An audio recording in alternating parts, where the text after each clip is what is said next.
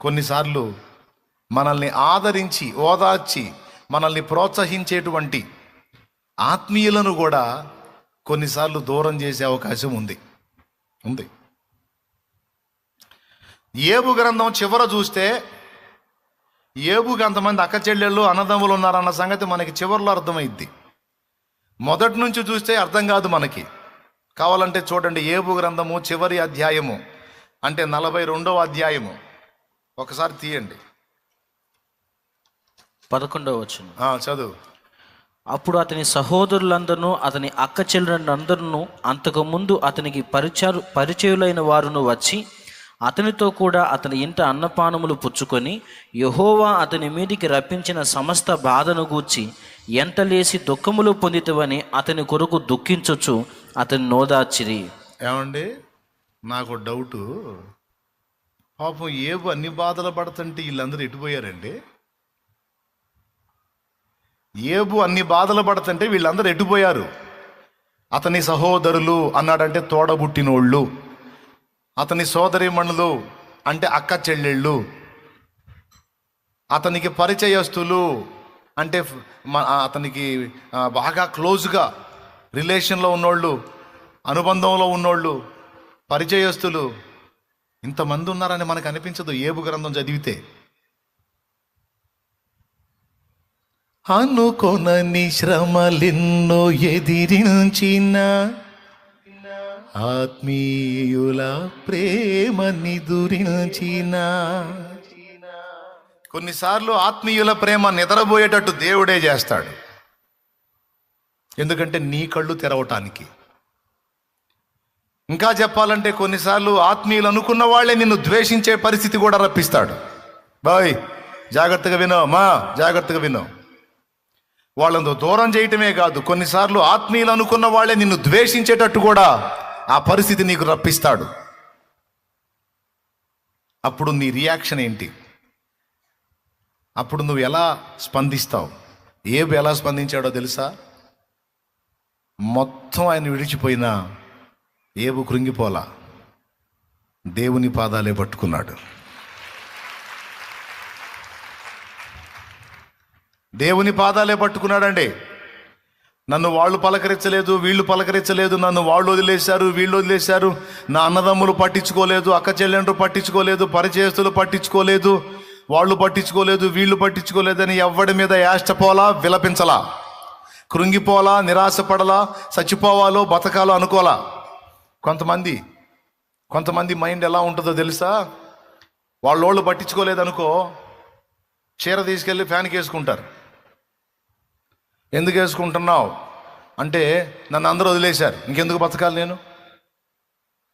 నన్ను అందరూ వదిలేశారు, ఇంకెందుకు బతకాలి? నన్ను ఎవరు పట్టించుకోవట్లా, నా అన్న వాళ్ళందరూ నన్ను వదిలేశారు, ఇంక నేను ఎవరి కోసం బతకాలి, ఎందుకు బతకాలి? నేను బతకను. ఆ చీర ఒకటి దొరికిద్ది, అది తీసుకెళ్ళటం, ఫ్యాన్కి కట్టడం. దరిద్రులు, ఆత్మీయ దరిద్రులు. ఏమనుకోవకండి, ఇంతకుముందు ఎప్పుడన్నా గడితే దేవునికి స్తోత్రం. దరిద్రం కదా, ఆత్మీయ దరిద్రం కదా. పనికి మాలిన మొహమా. కావాలనే కొంతమందిని ఎడం చేస్తాడు దేవుడు. గుండె ఎలా ఉండాలో తెలుసా? పోని పలకరించకపోతే ఇంకా నాకేం దిక్కు లేదా అయింది, ప్రేమించకపోతే ఇంకా నాకేం గతి లేదా అయింది, నా దగ్గర ఉంటే తిని నన్ను ప్రేమించే ఈ పనికి మాలిన రకాలు నాకెందుక? నేను పాపినై ఉండగానే నా కోసం చచ్చిపోయేంత ప్రేమించిన నా బంగారు తండ్రి ఉన్నాడు నాకు.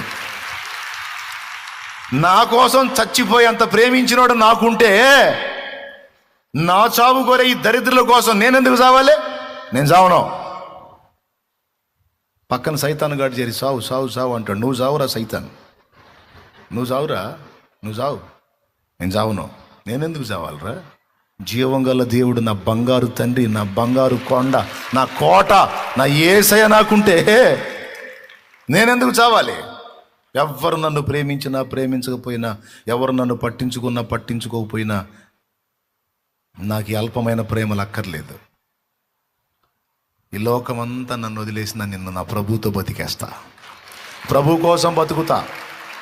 ఎప్పటి కోసం? ఈ దరిద్రుల కోసం కష్టపడ్డా, ఇలా ప్రేమలు నిజమని కష్టపడ్డా, ఇదంతా బుస్ అని తేలిపోయింది. ఇప్పుడు నన్ను ప్రేమించి నా కోసం ప్రాణం పెట్టిన నా యేసయ్య కోసం బతుకుతా.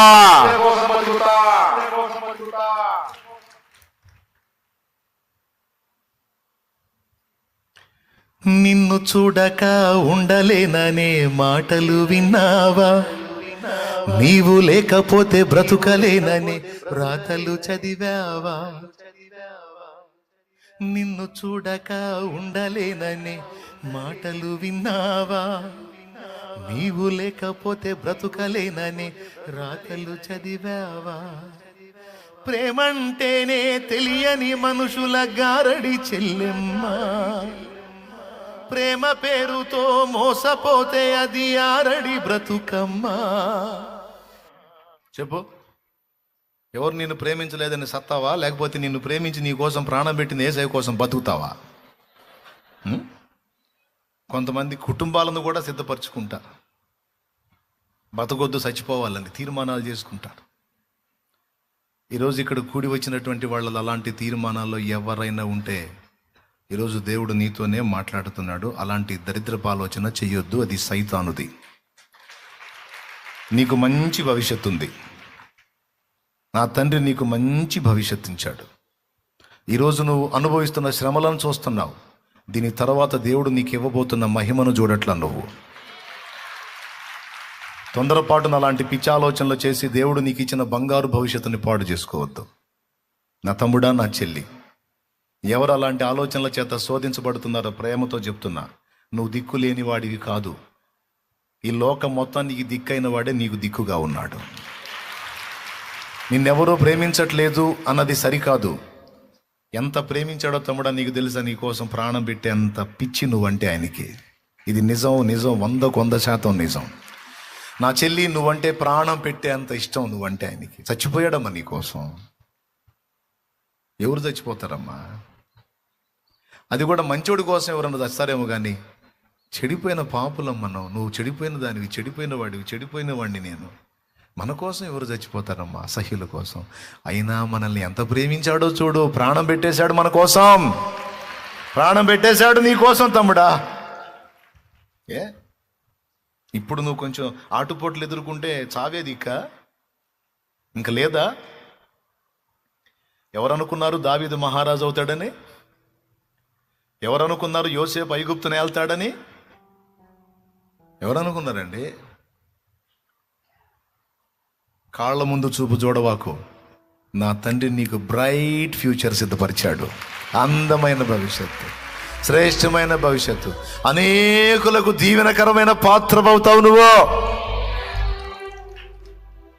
నా దేవుడు మాట్లాడుతున్నాడు.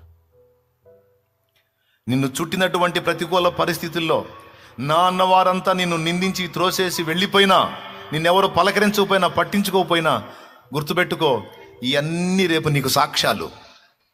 ఈ చేదైన అనుభవాలు రేపు నీకు కమ్మని మధురమైన సాక్ష్యాలు. ఇవన్నీ నువ్వు చెప్పుకోవడానికి సాక్ష్యాలు. ఇవన్నీ నువ్వు ఆయన వైపు చూడు, ఆయన మీదే అనుకో. నీకెవరు లేకపోవటం ఏంటి? నిన్నెవరు నిర్మించుకున్నారు తల్లి? నీకు ముక్కు ఎవరు ఇచ్చారా? నీ ముక్కు అలా ఉండాలని ఎవరు డిజైన్ చేశారు? నీ కళ్ళు ఎవరు ఇచ్చారా? నీకు ఆ పళ్ళు ఎవరు ఇచ్చారు? నీకు ఆ పెదవులు ఎవరు నిర్మించారు? నీ ముఖ చిత్రాన్ని ఎవరు రూపొందించారు? ఎంత ఇష్టపడి చేసుకున్నాడమ్మా నిన్ను, ఎంత ఇష్టపడి నిర్మించుకున్నాడు తమ్ముడా నిన్ను. ఇన్ని సంవత్సరాలు కంటికి రెప్పలా కాపాడుకున్నాడు. ఇప్పుడు నువ్వు చావును వెతుకుతున్నావేంటి? ఆయన లేడా? నమ్మలేవా? నిజం కాదా? కొంతమంది మరణాపేక్షతో వచ్చిన వాళ్ళు ఉన్నారు. అందుకే పరిశుద్ధాత్మ దేవుడు ఈ మాటలు పలికిస్తున్నాడు. అలాంటి ఆలోచన చేయొద్దు తల్లి, చేయొద్దు. అది ఆత్మీయ దారిద్ర్యం పట్టిన వాళ్ళు చేసే ఆలోచన, సైతానుకు లొంగినోళ్ళు చేసే ఆలోచన. చచ్చిపోతే ఈజీ అనుకుంటున్నావేమో. దేవుని సెలవు లేకుండా మనం పుట్టలేదు, దేవుని సెలవు లేకుండా మన ప్రాణం పోవటానికి కూడా వీల్లేదు. ఆ సమయం వచ్చినప్పుడు ఆయనే తీసుకుంటాడు. ఆయన సమయం వచ్చిందాకా నీ ప్రాణం నువ్వు తీసుకుంటే దేవుని సార్వభౌమాధికారాన్ని ధిక్కరించిన దానివి, ధిక్కరించిన వాడివి అవుతావు. తీర్పులోకి వస్తావు. నీ కర్మ కలిసి నరకానికి పోయే అవకాశం కూడా 100% అది. జాగ్రత్త. చచ్చిపోతే ఈజీ అనుకుంటున్నావేమో, పోతావు నరకానికి. ఈజీ కాదు. 5 నిమిషాలు కళ్ళు మూసుకుంటే సావచ్చు, అది పెద్ద చాకిరీ కాదు. కానీ తర్వాత ఉంటుంది. ఎందుకు ఆ కర్మ? ఎందుకు? నీకు నా తండ్రి లేకపోతేగా, నా ప్రభు లేకపోతేగా. మనుషుల మనసులలో టైం అయిపోతుందిలే, ఏమనుకోవద్దు.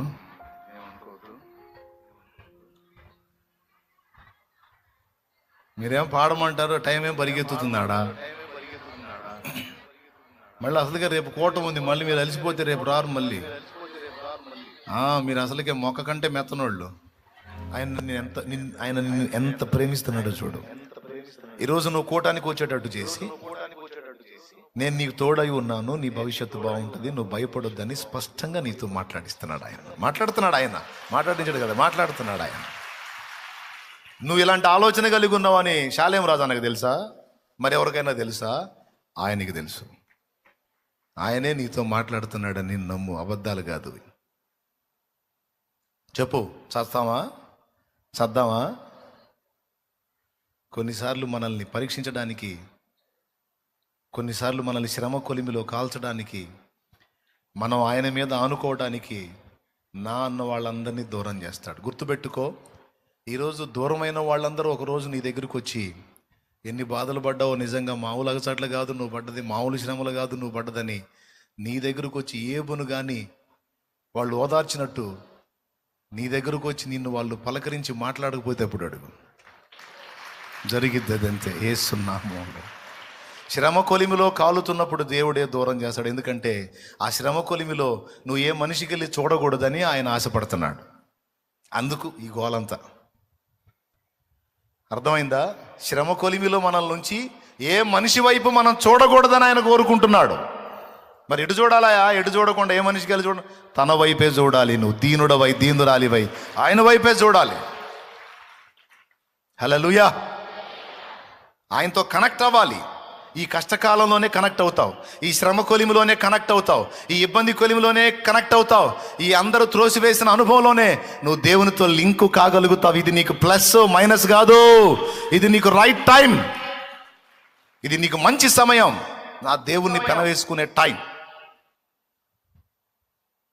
ఏబు గ్రంథంలో ఆ చివరి చదివి ఆశ్చర్యపోయాను నేను. ఒరి నాయన, అన్నదమ్ములు ఉన్నారు, అక్క చెల్లెళ్ళు ఉన్నారు, పరిచయస్తులు ఉన్నారు, మరి ఏబు అన్ని బాధలు పడుతున్నప్పుడు వీళ్ళందరూ ఎట్టుపోయారు? అడ్రస్ లేకుండా చేశాడు ఆయనే చేశాడు. అడ్రస్ లేకుండా చేశాడు మొత్తాన్ని. ఆత్మీయుల ప్రేమ నిద్రపోయేటట్టు చేశాడు. ఇంక ఇప్పుడు ఏబుకి ఎవరు కనపడుతున్నారు? ఫ్రెండ్స్ ఉన్నారంటే వాళ్ళు మాటలతో పొడుస్తూ ఉన్నారు ఫ్రెండ్స్. భార్య ఉందంటే దేవుణ్ణి దూషించి సావు అంటుంది. పిల్లలు లేరు, మొత్తం పోయారు. మరి ఇప్పుడు ఏబుకుంది ఎవరు? ఎవరు లేరు నాకు ఇలలో, ఆదరణ నీవేగా.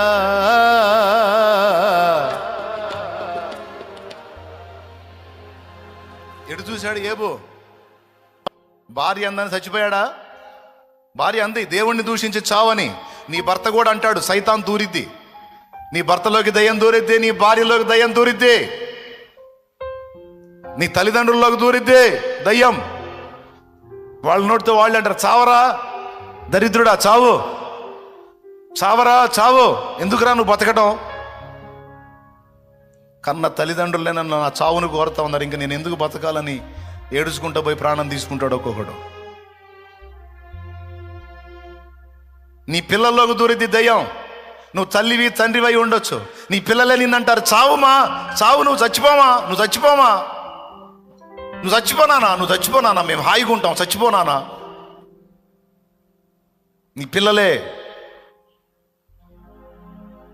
నేను కనీ పెంచి పెద్ద చేసిన నా పిల్లలు నా చావును కోరుతున్నారు, నేను ఎందుకు బతకాలి అని చావును వెతుక్కుంటారు కొంతమంది. కట్టుకున్న భార్య నన్ను చావమంటుంది, ఎందుకు బతకాలి? కట్టుకున్న భర్తే పదే పదే నువ్వు చావవే చావవే చావవే అంటున్నాడు. ఎందుకు బతకాలి అని చావును వెతుక్కునే పిల్లలారా, చావును వెతుక్కునే తల్లిదండ్రులారా, చావును వెతుక్కునే భార్యాభర్తలారా, ఈ మనుషులందరూ అంతే అంటారమ్మా. కానీ యేసయ్య నిన్ను అలా అనలేదమ్మా. నీ కొరకే తన ప్రాణము పెట్టిన ప్రేమను చూడమ్మా, నిన్ను చూడక ఉండలేని ఆ ప్రేమే నిజమమ్మా. భార్య అందని ఏబు చచ్చిపోయాడా? భార్య అందని ఏబు చచ్చిపోతే ఆ బంగారు భవిష్యత్ అంతా పోయేది, ఏబు గ్రంథమే ఉండేది కాదు. చావలా. దేవుణ్ణి బట్టి బతికున్నాడు, దేవుణ్ణి బట్టి బతికాడో, పోరాడాడు, గెలిచాడో, సాధించుకొని మళ్ళా లైన్లోకి వస్తే వదిలిపెట్టిపోయిన వాళ్ళందరూ మళ్ళీ వచ్చారు. దేవుణ్ణి దూషించి చావన్న భార్య, ఏమండి ఏమనుకోకండి, అప్పుడేదో కోపతాపన అలా అన్నాను, నేను ఎప్పుడన్నా అలా అన్నానా, ఎందుకో నా మైండ్ అప్పుడు అలా అయిపోయింది, ఏబుకు తెలుసు, ఎందుకైందో నాకు తెలిసి లేపించిదానా దా. మళ్ళీ అదే భార్యతో 10 మందిని సంతానానికి అన్నాడు. మొత్తం వస్తారు నీ దగ్గరికి, రప్పిస్తాడు నా దేవుడు. సవాల్ సవాల్ సవాల్ సవాల్ సవాల్ నిలబెడతాడు, చేస్తాడు.